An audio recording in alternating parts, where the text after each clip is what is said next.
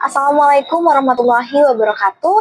Yang terhormat Bapak Dr. Ari Eksandi, SEMAK. Perkenalkan, saya Reisha Mita Kaila Mensarani dengan NIM 2023 011053. Di video kali ini saya akan menjelaskan tugas dari mata kuliah Seminar Akuntansi Manajemen. Berikut ini merupakan video penjelasannya. Baik, untuk soal yang ini, dari 4 jenis kecurangan, revenue manipulation, double billing, off balance sheet OBS, dan asset overstating, saya menganggap OBS melalui Special Purpose Vehicles atau SPV untuk menyembunyikan utang sebagai yang paling merusak integritas laporan keuangan dan paling sulit dideteksi oleh auditor eksternal. Alasan pertamanya, karena dampaknya ini paling destruktif terhadap transparansi. Nah, OBS dapat menyembunyikan kewajiban besar, membuat laporan tampak sehat, padahal realnya itu insolvent. Contohnya pada Parmalat, SPV ini menghilangkan utang miliaran euro dan menciptakan ilusi solvabilitas. Berbeda dengan revenue fiktif atau asset overstatement, ini mengubah struktur posisi keuangan secara fundamental. Lalu alasan yang kedua yaitu sulit ditelusuri auditor karena SPV di luar entitas itu memiliki akses yang terbatas. Nah, struktur yang kompleks sering di negara regulasi yang minim, auditor itu melihat apa yang diungkap oleh manajemen dan jika dibatasi akan kesulitan dari nilai substansinya itu sendiri. Dan terkait transaksi kelihatannya sah saja secara formal, tapi sebenarnya bisa menipu. Karena di Parmalat ini saldo kas sebesar euro 4 miliar itu fiktif yang menutupi utang via entitas dari luar neraca. Dan alasan yang ketiga yaitu menyebabkan kegagalan dari audit sistemik karena revenue atau aset fraud itu bisa dideteksi via konfirmasi atau analisis trend. Nah, OBS itu butuh pemahaman struktur korporasi, ownership, rekonsiliasi lintas entitas, dan juga sulit dalam waktu audit yang terbatas. Nah, auditor kurang ahli forensik untuk ungkap jaringan SPV. Ini akan merusak keandalan audit seperti Enron ataupun Lehman. Nah, dari perspektif integritas, OBS ini yang paling menggerus kepercayaan dan juga sulit terbongkar, serta juga butuh reformasi standar akuntansi. Beralih ke pertanyaan selanjutnya, pelajaran etika apa yang dapat diambil oleh seorang manajemen accountant dari skandal ini, khususnya dalam menghadapi tekanan dari manajemen puncak untuk memanipulasi laporan? Oke, yang pertama ada integritas adalah fondasi profesi. Nah, seorang manajemen accountant harus memegang prinsip integritas karena tidak memfasilitasi atau membiarkan penyajian informasi keuangan secara menyesatkan. Nah, skandal Parmalat ini yang memperlihatkan bagaimana kompromi kecil dapat berkembang menjadi kecurangan sistemik yang pada akhirnya bisa juga untuk menghancurkan perusahaan dan karir individu yang terlibat. Pelajaran yang kedua ada skeptisisme profesional yang harus diterapkan bahkan di bawah tekanan hierarki. Nah, budaya organisasi Parmalat ini sangat hierarkis. Dengan kekuasaan yang terkonsentrasi pada CEO, kondisi seperti ini membuat karyawan inferior enggan untuk mempertanyakan instruksi yang bermasalah. Nah, manajemen akuntan harus berani mempertahankan skeptisisme secara profesional, termasuk dalam meminta bukti yang cukup dan juga menolak perintah yang tidak memiliki dasar ekonomi yang jelas.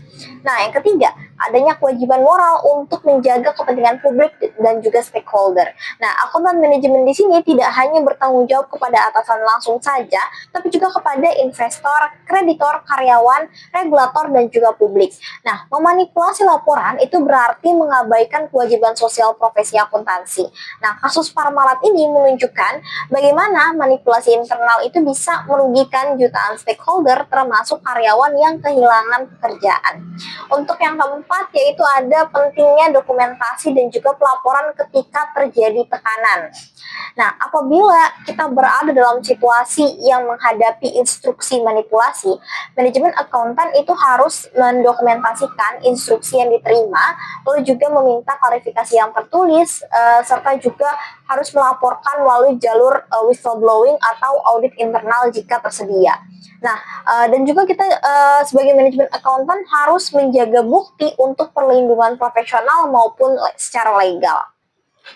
Lalu ada juga keberanian untuk mengambil sikap atau moral courage. Nah, skandal besar seperti Parmalat ini bukan hanya soal kelemahan kontrolnya saja, tapi juga kegagalan moral. Nah, akuntan manajemen itu harus memiliki keberanian untuk menolak permintaan manipulasi, serta juga mengungkapkan risiko etis dan melindungi integritas profesi meskipun berkonsekuensi pada relasi internal.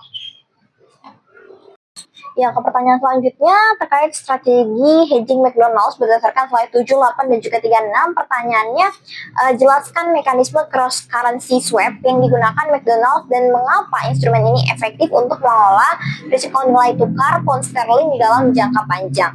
Nah, jadi cross currency swap yang digunakan McDonald's pada dasarnya itu mengubah kewajiban utang dalam USD menjadi kewajiban dalam GBP. Nah, sehingga menciptakan apa yang disebut sebagai natural hedge terhadap arus kas operasional McDonald's di Inggris. Nah, mekanismenya adalah sebagai berikut. Yang pertama, pertukaran pokok di awal kontrak. Nah, McDonald's di sini menukar pokok utang dalam USD dengan nilai ekuivalen dalam GBP pada tingkat kurs yang telah disepakati. Nah, setelah pertukaran, McDonald's ini memiliki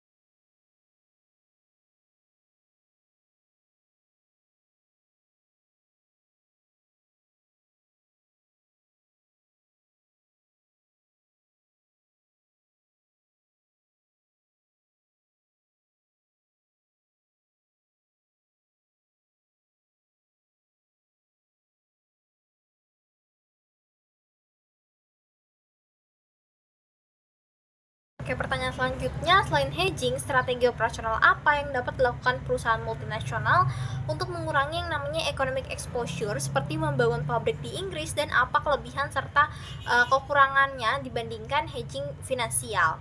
Nah, jadi sebenarnya economic exposure ini berkaitan dengan bagaimana perubahan nilai tukar itu mempengaruhi daya saing, profitabilitas, dan nilai perusahaan secara jangka panjang. Nah, untuk mengurangi jenis risiko ini, perusahaan multinasional itu dapat menggunakan berbagai strategi operasional. Yang pertama itu misalnya lokalisasi kegiatan operasional atau localization of operation, yang mana perusahaan dapat menempatkan aktivitas produksi, distribusi, atau procurement di negara tempat pendapatan itu diperoleh. Lalu yang selanjutnya bisa juga penyesuaian struktur biaya atau currency matching, yang mengubah komposisi biaya agar sejalan dengan komposisi mata uang pendapatan. Yang ketiga, bisa juga diversifikasi pasar dan basis produksi atau geographic diversification, yaitu menyebarkan operasi ke beberapa negara agar perusahaan tidak bergantung pada satu mata uang tertentu. Lalu juga bisa flexible sourcing atau supplier restructuring, yaitu mengalihkan pemasok ke negara atau kawasan yang mata uangnya bergerak selaras dengan target pasar. Lalu juga bisa yang namanya strategi penetapan harga yang adaptif atau yang biasa kita kenal dengan pricing flexibility, yang menyesuaikan harga jual ketika terjadi perubahan kurs secara bertahap.